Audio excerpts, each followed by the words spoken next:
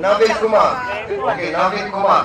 Apa pandangan Navin Kumar tentang kejohanan bola sepak Piala Presiden ISMA 2016?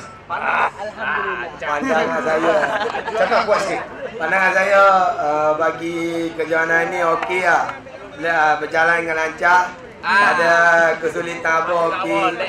Biar kita kalah pun. Oh, biar kita kalah pun. Jangan dengar. Kemudian kita Kelantan macam ni.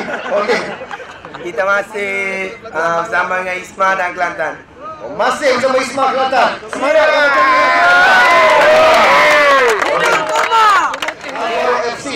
Alfaro FC tadi tempat ketiga, betul? Okey. 16 tim yang bertanding. Adakah 16 tim ni pasukan-pasukan yang mencabar bagi Alfaro FC? Oh, ya. Mencabar ke tak? Sangat mencabar. Sangat mencabar. Okey, Alfaro FC memang ada latihan-latihan tertentu sebab you are FC tu. Football club. Yang lain-lain ni daripada negeri, mungkin dia ada pada. So ada latihan tertentu tak? Ada. Selalu buat di mana? Pajak paling. Selalu buat dekat Padang UPN. Padang UPNM. Setiap minggu ke ataupun setiap petang ke? Setiap weekdays.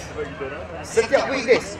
Adakah latihan itu fokus untuk pertandingan ini ataupun memang saja-saja kata ada pertandingan tu memang latihan? Long term. Banyak Alfaro FC memang ada target untuk pergi lebih jauh dalam arena bola sepak Malaysia. Betul? Okey.